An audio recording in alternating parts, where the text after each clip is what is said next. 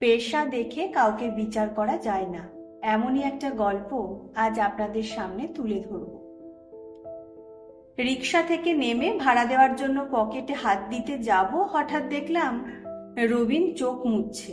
ভাবলাম গামছা দিয়ে হয়তো ঘাম মুছছে, কিন্তু খুচরো পয়সা ফেরত নেওয়ার সময় দেখলাম রবিন চোখের জল আটকানোর আপ্রাণ চেষ্টা করছে। রবিন আমাদের এলাকায় সবার খুব পরিচিত রিক্সাওয়ালা। আর 5 জন রিক্সাওয়ালার মতো সে নেশা করে না। সারা দিনের উপার্জন সে রাতে এসে স্ত্রীর হাতে তুলে দেয়। গৃহিণীর সুনিপুণ পরিচালনায় তার সংসার দিব্যি চলে যায়।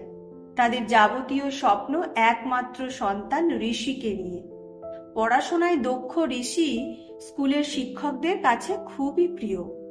রবিনও একসময় অত্যন্ত মেধাবী ছাত্র ছিল, কিন্তু ভাগ্য তাকে ধাক্কা দিতে দিতে কলকাতা বিশ্ববিদ্যালয় থেকে পাটুলির রিক্সা স্ট্যান্ডে এনে ফেলেছে। এখন সে সারা দিন রিক্সা চালায়, আর সুযোগ পেলেই মনের টানে কাগজ কলম নিয়ে বসে যায় ছড়া কবিতা লিখতে। কৌতূহলী হয়ে জিজ্ঞাসা করলাম, কি ব্যাপার রবি, কাঁদছো কেন? বাড়িতে কোনো বিপদ? ও কিছু না দাদা বলে জোর করে হেসে ভিতরের আবেগটাকে ঢাকা দেওয়ার চেষ্টা করে ব্যর্থ হল। কিন্তু ওর সমস্যাটা শোনা পর্যন্ত শান্তি পাবো না। তাই বললাম, চলো রবিন, বাড়ি থেকে 1 গ্লাস ঠান্ডা জল খেয়ে যাবে। যা ভ্যাপসা গরম পড়েছে, আর পারা যাচ্ছে না। রবিন কোনো দ্বিরুক্তি না করে আমার সঙ্গে সঙ্গে এলো। ঘরে ঢুকে গৃহিণীকে বললাম, দুজনকে ঠান্ডা জল দাও তো। কিছুক্ষণের মধ্যেই দুজনের জন্য লাড্ডু সহযোগে ঠান্ডা জল এলো। জল পান করতে করতে বললাম, হ্যাঁ এবার বলো তো রবিন, তোমার সমস্যাটা কি? লজ্জায় মাথা নত করে রবিন সেই একই জবাব দেয়, ও কিছু নয় গো দাদা। তার পিঠে হাত রেখে সস্নেহে বললাম, দেখো রবিন, তুমি নির্দ্বিধায় আমাকে সমস্যার কথা বলতে পারো। পারলে সুপরামর্শই দেব, কিন্তু কোনো ক্ষতি করব না। আশ্বস্ত হয়ে রবিন হঠাৎ পকেট থেকে একটা কাগজ বের করে বলে, দেখো তো দাদা, এই লেখাটা কেমন? সাগ্রহে তৎক্ষণাৎ পড়ে বললাম, বাহ, খুব ভালো তো কবিতাটা। এই কবিতাটা আবৃত্তি করে আমাদের ঋষি যাদবপুর জন্য প্রথম হয়েছে। তাই? কার লেখা কবিতাটা? আগে তো কোনোদিন দেখিনি বা শুনিনি।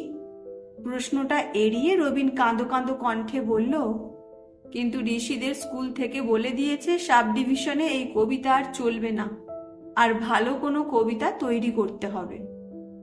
সে তো বুঝলাম, কিন্তু এই কবিতাটা চলবে না কেন?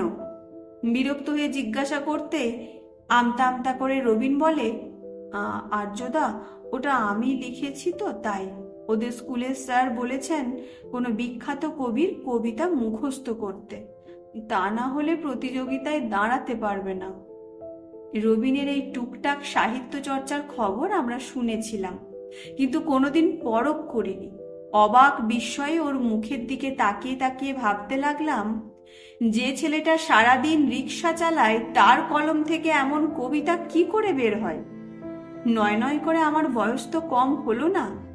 গল্প, উপন্যাস, কবিতা কম তো পড়িনি, তাই তার গুণাগুণ সম্বন্ধে একটু আধটু ধারণা তো হয়েছে। রবিনের এই কবিতা যে কোনো নাম করা কবির কবিতা অপেক্ষা কম নয়, কিন্তু শুধু রিক্সাওয়ালার লেখা বলে তাকে স্বীকৃতি দিতে এত দ্বিধা।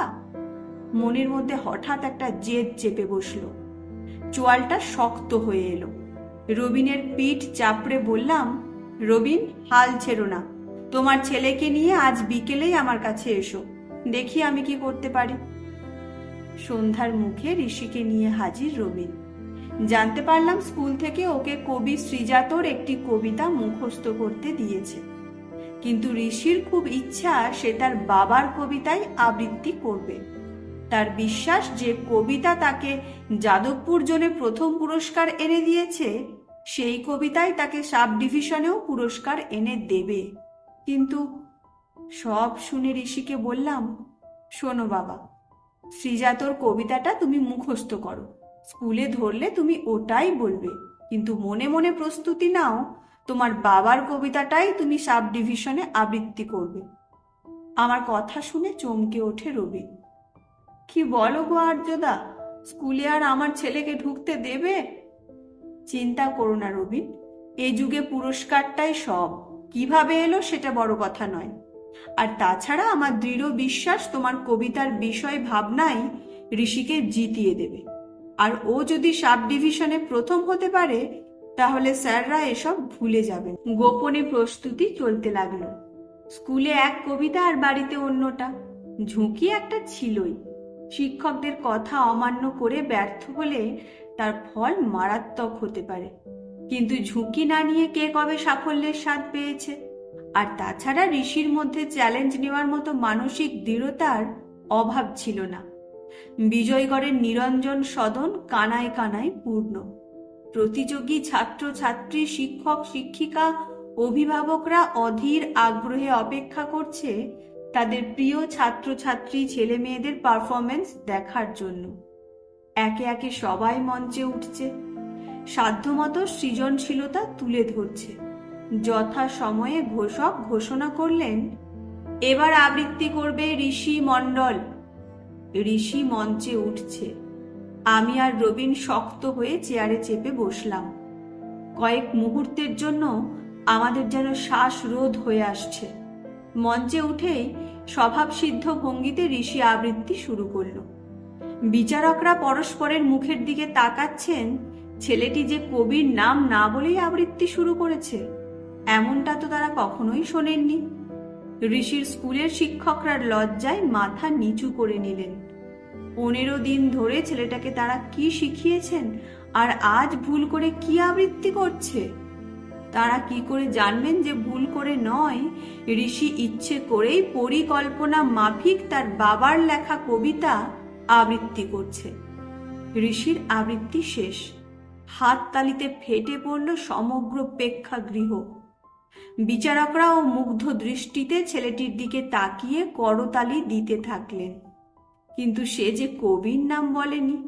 হাততালি কমতেই মাইক্রোফোনটা আরো কাছে টেনে নিয়ে ঋষি বলল, এতক্ষণ যে কবিতাটি আমি আবৃত্তি করলাম সেটি লিখেছেন রবিন মণ্ডল, আমার বাবা, পেশায় রিক্সা চালক। প্রথমে কবির নাম বলিনি কারণ তাহলে অনেকেই শোনার আগ্রহ হারিয়ে ফেলতেন। আমি গর্বিত এমন বাবার ছেলে হতে পেরে। বিচারকরা সবাই দাঁড়িয়ে উঠে করতালি দিচ্ছেন। চোখে মুখে অপার মুগ্ধতা। সম্পূর্ণ নিরঞ্জন সদন দাঁড়িয়ে উঠে আবারও করতালি দিয়ে অভিবাদন জানাচ্ছে কবিতা ও তার কবিকে। ঋষি দু চোখ ভরে তার বাবার কবিতার স্বীকৃতি দেখছে। আনন্দে কখন যে আমার চোখের জল গণ্ডদেশ পেরিয়ে গেছে খেয়াল করিনি। সম্বিত ফিরতেই দেখলাম রবিনের দু চোখে ঘন শ্রাবণ ধারা। এ ধারার মূল্য যে মণিমুক্তর থেকেও বেশি।